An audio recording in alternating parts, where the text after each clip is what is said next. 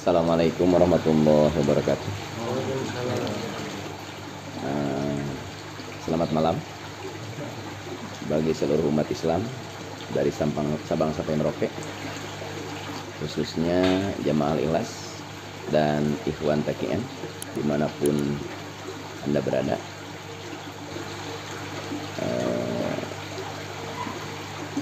Malam ini pengurus Al-Ikhlas khususnya punya satu gagasan yang sangat mulia, yaitu mengisi kekosongan karena malam Jumat yang biasanya ada agenda rutin dan malam Selasa yang akan datang kegiatan diliburkan. Maka mudah-mudahan dengan adanya acara ngopi yang penuh arti bisa berbuah manfaat bagi kita sebagai umat Islam. Dan tidak lupa bagi pemirsa penonton setia YouTube channel Majelis Ta'lim Al-Ikhlas agar senantiasa memberikan dukungan dengan ikhlas agar menjadi keberkahan di dunia dan menjadi aset yang berharga untuk jangka panjang bekal di akhirat nanti. Semoga channel ini sukses, jaya, dan senantiasa memberikan manfaat yang terbaik bagi seluruh umat Islam.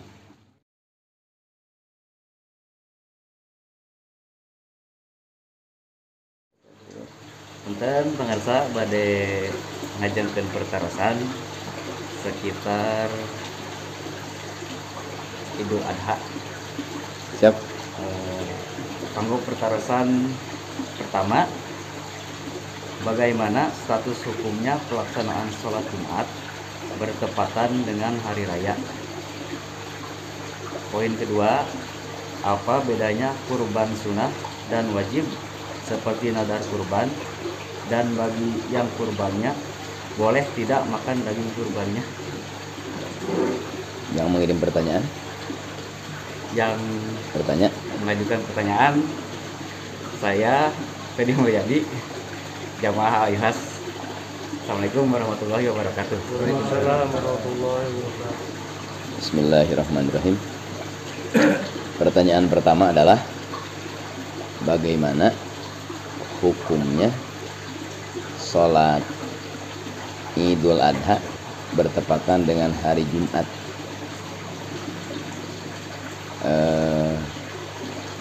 Hukumnya sholat Jumat adalah fardu ain bagi yang beragama Islam,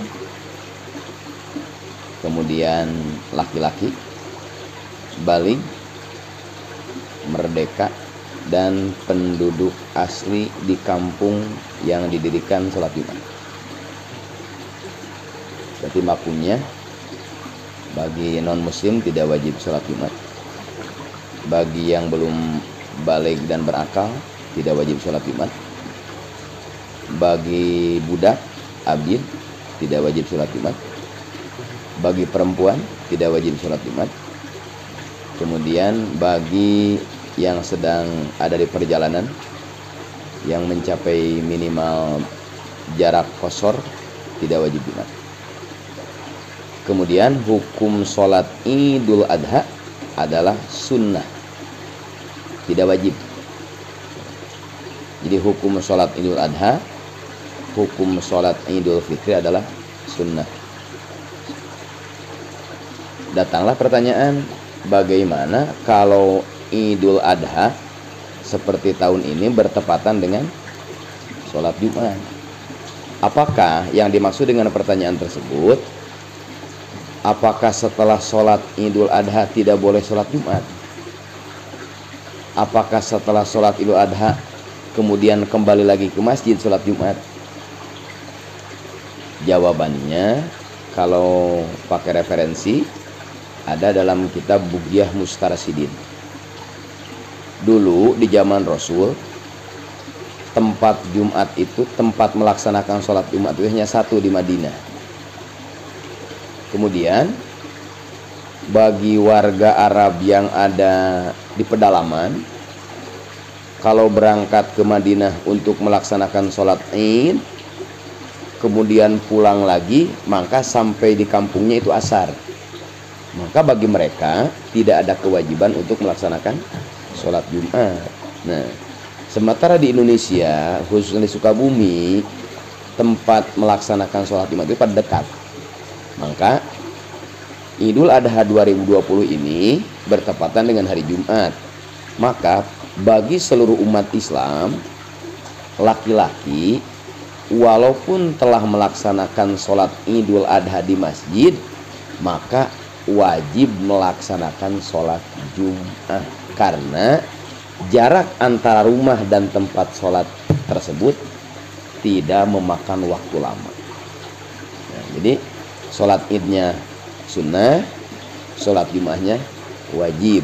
Jadi walaupun bertepatan Idul Adha dengan sholat Jumat, maka Idul Adha dilaksanakan pagi, kemudian waktu Jumat harus melaksanakan sholat Jumat kembali. Paham? Karena nah gitu. Jadi pilih ayah alasan, ada abdi mah sholat naon, sholat Id, mau sholat naon, maknya sholat Jumat nu wajib dituna ari sholat Id anu sunat dipigawe. Sementara dina kitab Asbah wa Nadoir karangan Imam Asyuti, manis tagola bisunnatin anfardin bahwa magruh. Barang siapa yang terfokus kepada yang sunat sementara meninggalkan yang wajib, maka orang tersebut adalah tertipu. Jadi pilih lauk dipeser ari biasan teh itu seputar sholat. Pertanyaan kedua, bagaimana hukumnya kurban? Kurban wajib, sedang kurban sunat. Hukum kurban asal hukum kurban adalah sunnah muakkadah. Jadi sunnah yang diharuskan bagi umat Islam yang punya rizki lebih. Jadi hukum asal kurban itu adalah sunnah muakkadah, kecuali dinadarkan, maka jadi wajib. Yang dipertanyakan adalah memakannya.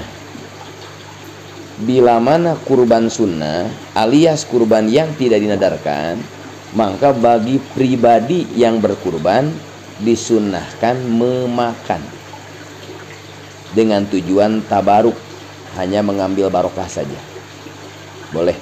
Jadi bagi pribadi orang yang berkurban disunnahkan memakan dagingnya asal status hukum kurbannya sunnah, tidak dinadarkan. Bagaimana kalau kurbannya dinadarkan? Kalau kurbannya dinadarkan, maka bagi pribadi yang berkurban haram memakan daging kurban. Semuanya harus sedekahkan. Referensinya bisa dilihat di dalam Fathul Mu'in atau juz 2 atau I'anatul Thalibin juz 2 karangan Said Bakri Abu Bakar Sato. Jadi yang diharamkan itu adalah untuk pribadi yang berkurban.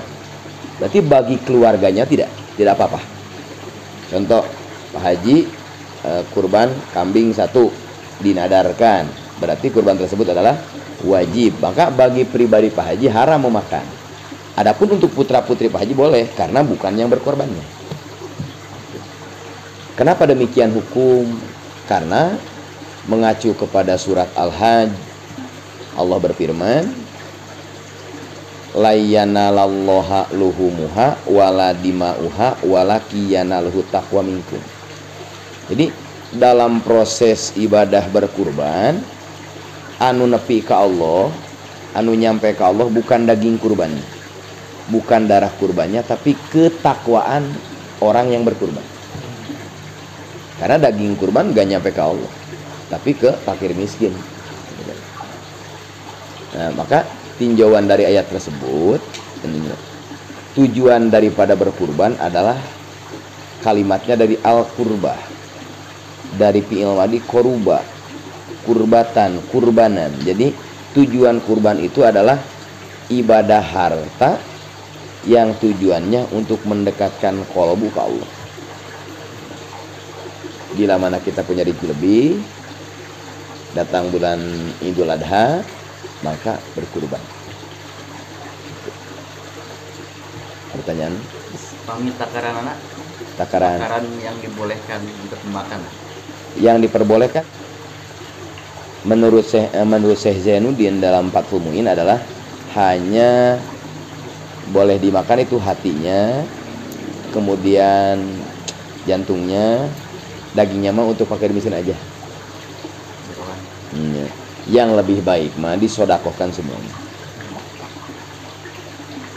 Cukup pertanyaannya. Kemudian bagaimana tradisi yang ada, Pak Haji? Ada tapi bertentangan dengan hukum ya. Kalau adat tidak bertentangan hukum tidak apa-apa, karena ada kaidah usul fikih al adat muhkamat, adat itu jadi hukum. Banyak tradisi begini, kata Pak Haji misalkan paramlan contoh misalkan eksekutor di bidang kurban.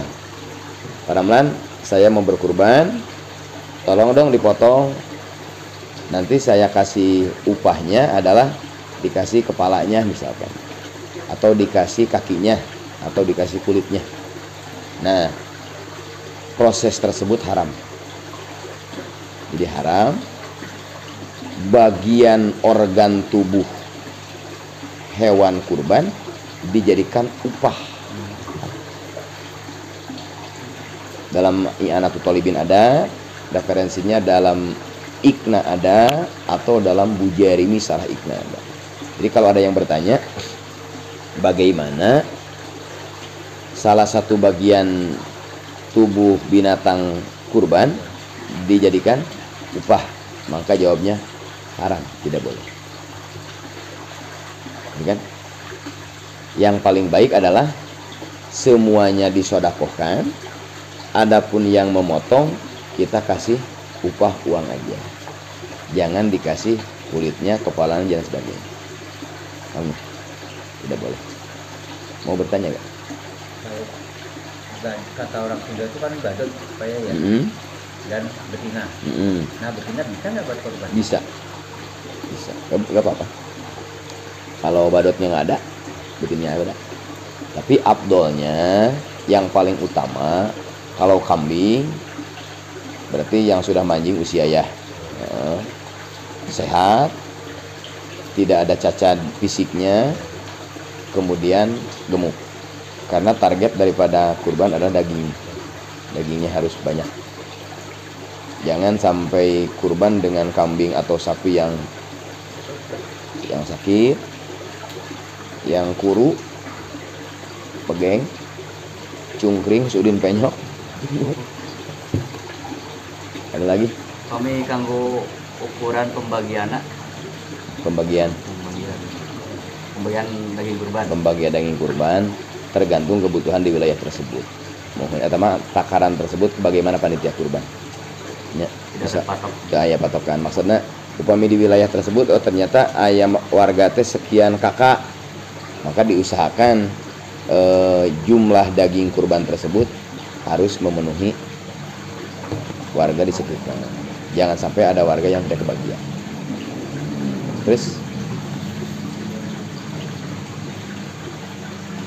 apalagi Pak Haji? Tahun kebelakang ada kejadian dalam sholat idnya Pak Haji. Kan dalam sholat id itu ya ada beda pembacaan takbir. Kalau Idul Fitri, Idul Adha sama kan? Kalau di rakaat pertama takbirnya 7 kan? Setelah takbiratul ihram.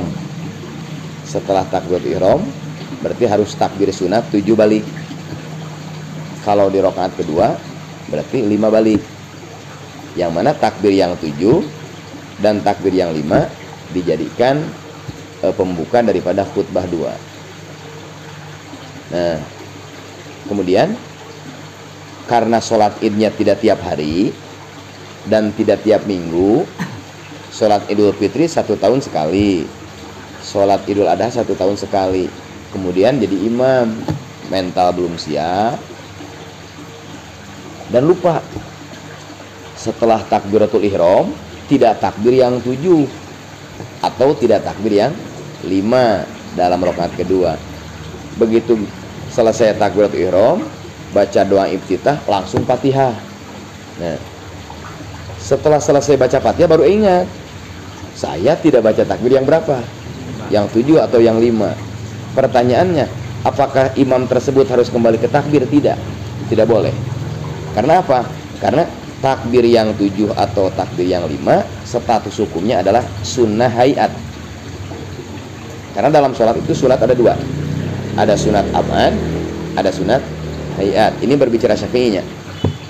Sunat ab'ad adalah sunnah sholat, pekerjaan sholat yang sunnah, kalau ditinggal sengaja atau lupa, disunahkan melaksanakan sujud sahwi 2 kali sebelum salam.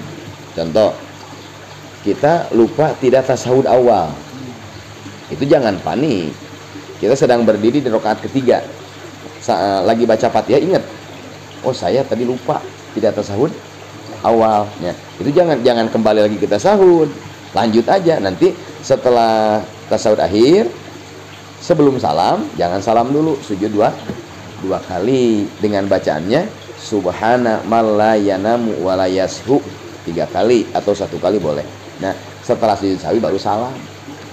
Karena tasahud awal, duduk dalam tasahud awal, sholawat kepada Nabi dalam tasahud awal, kunut subuh, berdiri dalam kunut, kemudian baca sholawat kepada Nabi dalam kunut, baca sholawat kepada keluarga Nabi dalam kunut, dan baca sholawat kepada keluarga Nabi dalam tasawuf akhir. Itu sunat ab'ad. Kalau ditinggal sengaja atau lupa, sunnah pakai sujud. Nah, yang kedua, dalam sholat itu ada sunat hayat. Sunat hayat bila mana ditinggal sengaja atau lupa, tidak sunnah dengan sujud sahwi, ditambah dengan sujud sahwi tidak. Mana contohnya? Baca ta'ud sunnah hayat, amin sunnah hayat, baca surat sunat hayat, doa-doa tasawuf akhir sunnah hayat, salam kedua sunnah hayat, mengangkatkan tangan sunnah hayat.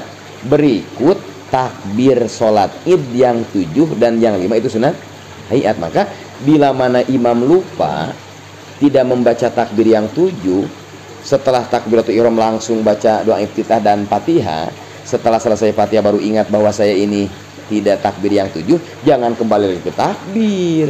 Karena status Fatihah adalah rukun, wajib. Takbir yang 7 adalah sunat. Masa yang rukun ditinggal ngambil yang sunat? Gitu. Nah, timbul lagi pertanyaan, oh kalau saya tidak takbir 7 dalam rakaat pertama, berarti nanti harus double dong di rakaat kedua. 7 tambah 5 jadi berapa? Jadi 12. Tidak. Sudah aja rakaat kedua takbirnya berapa? 5. Dan tidak sunnah ditambah dengan sujud sahwi karena takbir tersebut sunnah. Itu. Nah, ini pertanyaan. Asal mula berkurban.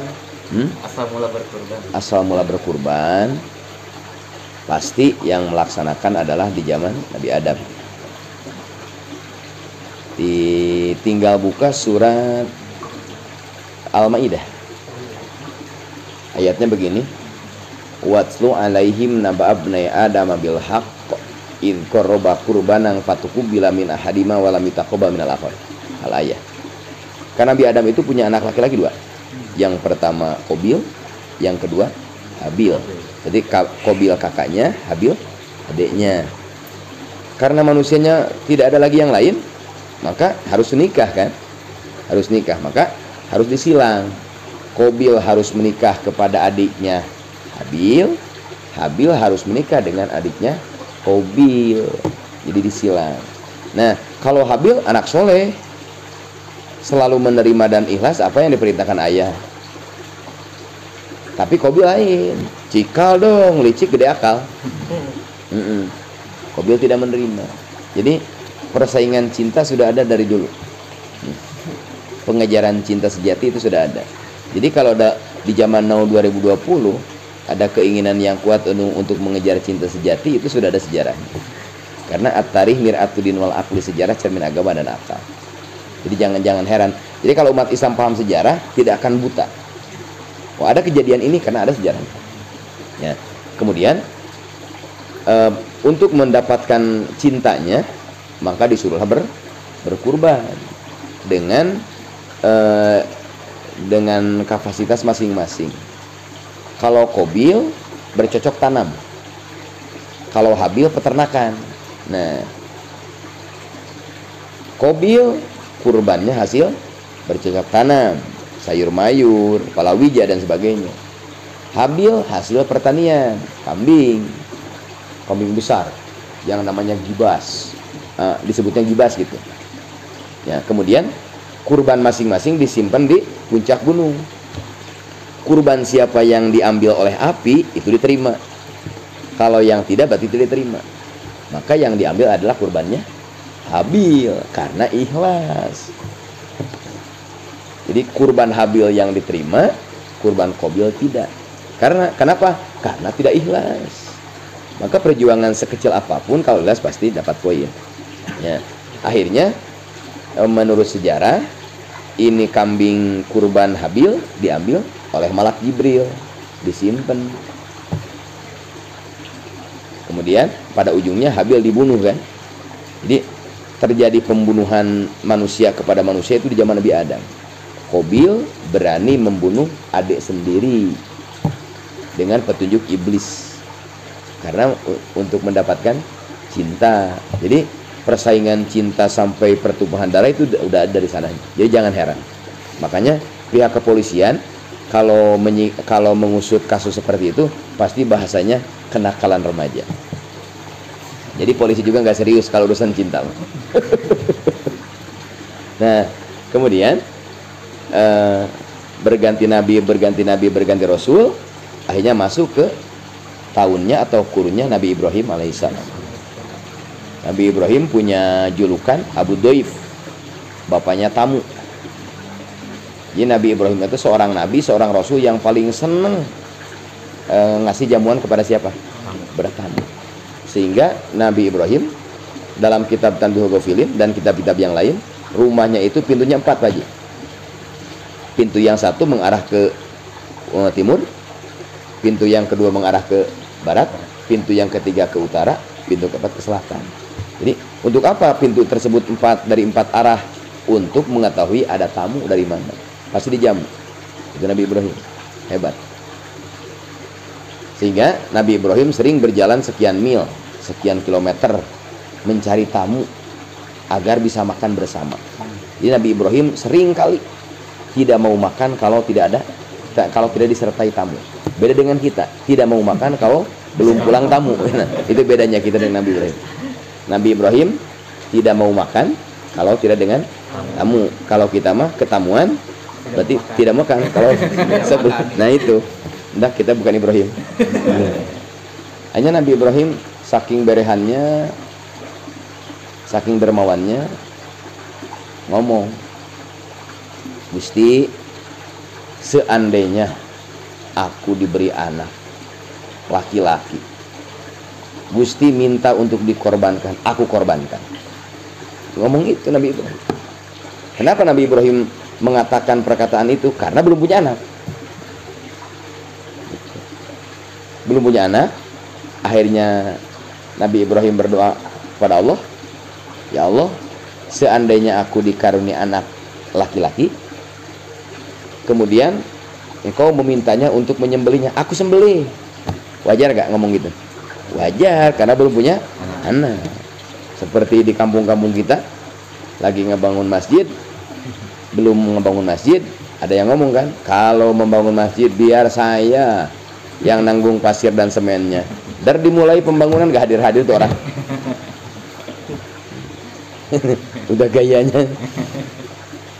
Akhirnya lahirlah Nabi Ismail. Ayatnya bisa dibuka dalam surat As-Saffat. Ya, As-Saffat, sejarah kurban Nabi Ibrahim. As-Saffat itu tetangganya surat Yasin. Ya. Itu aja tetangganya. Nabi Ibrahim mimpi, Ibrahim sembelih anakmu. Bangun Nabi Ibrahim, itu mimpinya malam ke-7. Jadi 3 kali mimpi. Malam 7 Idul Adha. Malam 7 Dzulhijjah maksudnya. Jadi malam tanggal 7 Dzulhijjah Nabi Ibrahim mimpi. Dalam mimpi itu, Ibrahim sembelih anakmu. Pas bangun teh ganian ini kata Ibrahim, anak semata wayang berlanjut cerita harus dibunuh. Lupa dulu ngomong apa itu, pernah ngomong apa tuh, janji sama Al-Ikhlas sama para kiai waktu sebelum jadi itu, lupa tuh. Kan mau ngasih aspal. bohong. Akhirnya malam 8 Dzulhijjah atau disebut Tarwiyah, Nabi Ibrahim mimpi lagi sama. Ibrahim sembelih. Waduh, semakin panik tuh. Pucat Nabi Ibrahim bangun tidurnya. Kayaknya ini bener nih mimpi. Udah kan, mau mimpi pertama jangan kita yakini dulu kan, karena mimpi itu terbagi dua, bisa dari Allah, bisa dari setan. Tapi dalam kitab Riyadhus Shalihin karangan Imam Nawawi, Nabi bersabda, ru'yatul mu'mini juz'un min sab'ina nubuwah. Mimpi seorang mukmin adalah satu bagian daripada 70 kenabian. Jadi kalau kita bermimpi, dengan catatan pertama, mau tidurnya punya wudhu dulu, atau baca Quran dulu, baca doa dulu, kemudian kita bermimpi, insya Allah itu mimpi dari Allah, kabar gembira. Maka disunahkan kalau mimpinya mimpi baik, mimpi kabar baik, pas bangun kita baca Alhamdulillah, memuji kepada Allah agar mimpi tersebut dinyatakan dalam kehidupan. Tapi kalau bermimpi buruk seperti dikejar setan, dikejar pocong gitu, dan sebagainya lah, nunak-nak lah gitu, eta mah baca ta'awud, berlindung kepada Allah, atau meniup 3 kali ke sebelah kiri, atau meludah dengan catatan dilihat dulu di sebelah kirinya ada siapa, takut ada temen. Masa kita malu di muka orang. Tidur lagi malam 9, mimpi lagi Nabi Ibrahim sembelih. Wah, ini mah yakinnya atas mimpi tersebut bahasanya Arafah itu yakin bahwa mimpi ini dari Allah. Akhirnya paginya Nabi Ibrahim pada istrinya yang bernama Siti Hajar, dandanan anak. Oh, Nabi Ismail waktu kecil kan usia 12 tahun kalau gak salah itu dalam tafsir. Usia 12 tahun jana ganteng, dimandikan, dandanan, hebat. Mau dibawa kemana? Mau ke mall. Kalau sekarang mau dijajian ke mall. Tapi Nabi Ibrahim bawa pisau, bawa tambang, bawa. Pas lagi jalan, datang iblis. Kata iblis, Ismail, kamu tahu gak? Emangnya kenapa? Bapak kamu mau kemana? Mau ke mall. Bukan, kamu mau dipotong, mau disembelih. Biarin, kata Nabi Ismail. Kalau Allah yang menyuruh, saya siap. Ini anak yang dibutuhkan 2020. Apapun yang diminta oleh Islam, apapun yang diminta oleh agama, apapun diminta Allah, siap. Itu sosok pemimpin. Akhirnya Nabi Ismail pusing tuh sama godaan iblis, akhirnya dilempar pakai batu sampai bocos. Ya, adalah proses ibadah jumroh, melempar. Jadi melempar jumroh dalam waktu hajian, ya, itu adalah sejarahnya Nabi Ismail melempari apa? Makanya kalau ada jemaah haji dari Indonesia Sukabumi, begitu melempar jumroh, itu semangatnya Pak Haji. Gak ada batu, sendal dipakai. Ya, saking pusingnya sama setan tuh, sama iblis. Bismillahirrahmanirrahim, peledak. Pokoknya habis tuh iblis. Kata iblis ngomongnya apa? Sekarang kau lempari aku, tapi keluar dari bendara kau akan kembali ke semula. Bener. Beres hajian, pulang di bandara, ke kampung lagi, koret lagi, kedua lagi, kata iblis, dapat lagi lu. Balas dendam gula, mari dilempari sampai bocos. Akhirnya nyampe ke Jabal Rahmah namanya, Bukit Rahmah. Nabi Ibrahim sebagai bapak yang sayang sama anak selalu mengajak musyawarah sama anak. Jadi nggak langsung Ismail hayo potong, enggak, nanya dulu. Ismail, Allah memerintahkan kepadaku agar menyembelihmu, apakah kamu siap? Cuma Ismail menjawabnya, satajiduni insyaallah minas sabirin. Ayah, bapak, abah, kalau yang minta Allah, saya siap, saya ridho, saya sabar. Nah, ini pembelajaran seorang ayah yang baik, seorang bapak yang jadi panutan, bila mana akan mencetuskan suatu keputusan yang berkaitan dengan anaknya, pasti mengajak musyawarah dulu. Tidak ada intervensi. Akhirnya siap, Ismail siap. Akhirnya Nabi Ismail siap mau dipotong, diikat pakai tambah. Pas dipotong itu pisaunya gak mempan, kumpul. Nabi Ibrahim teh itu menang asah saminggu di Cibatu Gajaas. Dicoba itu pisau ke batu, begitu pisau ditebaskan ke batu, pecah jadi dua. Kembali lagi ke leher Ismail, nggak mempan, tumpul terus. Nah, maka pelajaran dalam ilmu tauhid, Allah wajib punya sifat wahdaniyat. Wahdaniyat dibagi tiga. Pertama wahdaniyat fidat, jadi dat Allah esa, dat Allah satu, tidak dua. Kemudian dat Allah tidak tersusun dari berbagai bagian. Yang kedua wahdaniyat fi sifat, sifat Allah satu, tidak dua. Maksudnya sehebat apapun manusia, sedermawan apapun manusia, tidak bisa menyerupai dermawannya Allah.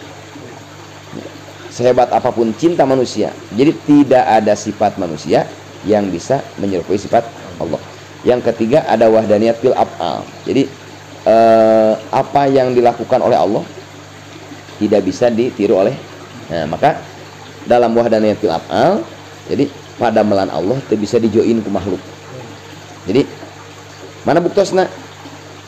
Besok teu bisa terak lamun teu diterakeun ku saha? Allah. Jadi peso masabab terakna hakikat. Akhirnya datang Jibril. Kata Allah, Ibrahim, mimpi itu benar. Aku menyuruh menyembelih anakmu itu benar. Kata Allah, aku yang menyuruh. Tapi sebatas ngetes benar atau tidaknya keimananmu. Ternyata kau adalah hambaku yang luar biasa. Itulah Khalilullah. Gak jadi kan, hanya datang Jibril bawa gibas, bawa kambing besar. Kambing yang mana? Kambing persembahan kurban Habil yang dulu. Itulah kambing. Makanya setiap Idul Adha kambing pasti hadir di mana-mana. Karena itu hebatnya. Karena sapi mahal.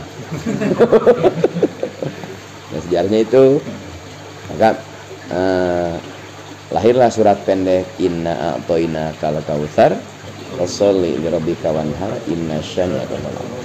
Jadi fasholli inna a'toina kal kautsar, sesungguhnya kami telah memberimu Muhammad al-Kautsar. Al-Kautsar itu bisa ditafsirkan an-nubuwah, kenabian. Bisa ditafsirkan adalah khairon kasir, kebaikan yang sungguh dahsyat, atau bisa diartikan telaga yang akan airnya diminum oleh umat Nabi nanti di surga. Nah, fasholli li rabbika, kamu harus sholat kepada Rabbmu, adalah sholat Idul Adha. Nah, setelah sholat wanhar, sembelihlah hewan kurban. Jadi sholat dulu baru motong kurban, jangan kurban dulu baru sholat. Iya, gitu kan? Itu sejarahnya. Paham gak? Satu lagi bayi, Ya. lagi ini ada kasus motong korban itu diikat kakinya. Atau etika potong korban itu seperti apa yang benar? Etikanya seperti apa yang benar? Karena dia diikat, kemudian dipotong sendiri tanpa dipegang. Nah, dipegang itu untuk menciptakan kerjasama tim, kekompakan. Jadi kamu pegang kaki belakang, kamu pegang kaki depan, kamu pegang kepalanya, itu adalah bagian daripada kerja agar tidak malu nyate duluan. Hanya itu aja. Ya. Yang penting dalam menyembelih hewan kurban itu aturan Islamnya yang pertama adalah alatnya harus tajam. Tidak boleh tumpul. Jadi pisaunya, goloknya harus tajam. Itu harus, bahasa hukumnya muhaddid. Tidak sah kalau menyembelih hewan kurban dengan yang tumpul, harus yang tajam. Kemudian yang harus dipotong adalah hulkum dan mari namanya. Jadi ada hulkum, ada mari. Jadi ada otot untuk makanan dan pernapasan. Itu harus putus. Nah, ada yang sunnah, wadijain namanya. Wadijain dua ini, yang di pinggir. Nah, ini mah nggak wajib, tapi sunnah dipotong. Yang wajibnya cuma 2 ini, tapi jangan praktekkan ya. Itu, ya. Jadi sebelum putus itu si pisau jangan diangkat dulu, harus putus semua. Ya. Jadi yang wajib memotong hulkum dan mari, urat pernapasan dan urat makanan. Nah, kalau memotong urat yang di pinggir yang 2 ini, wadijahit, itu statusnya sunnah, tapi bagus itu. Jadi urusan pegang-memegang diikat nggak masalah. Ya. Jadi kesimpulannya, pertama, umat Islam yang berkurban harus tahu hukum kurban. Karena hukum kurban itu asalnya adalah sunnah muakkadah. Pengabdian yang luar biasa, mendidik untuk berbagi dengan sesama. Kecuali diendarakan jadi wajib. Target inti daripada kurban adalah mendekatkan kolbu, mendekatkan hati kepada Allah. Karena yang nyampe ke Allah bukan dagingnya, bukan darahnya, tapi ketakwaannya. Jadi syariah kurban yang ada di agama Islam intinya membentuk pribadi muslim yang muttaqin. Kali lagi, syariah kurban intinya membentuk pribadi orang muslim yang berkarakter muttaqin. Bagian daripada ketakwaan adalah siap berbagi dengan sesama kalau ada rezeki lebih dengan proses memotong hewan kurban. Kami atas nama keluarga besar Majelis Taklim Al-Ikhlas beserta pengurus mengucapkan selamat Hari Raya Idul Adha 1441 Hijriah yang bertepatan dengan tahun 2020. Semoga jamaah Al-Ikhlas pada khususnya, umumnya umat Islam di Indonesia dan umumnya lagi umat Islam di seluruh dunia memiliki jiwa pengorbanan. Assalamualaikum warahmatullahi wabarakatuh. Waalaikumsalam.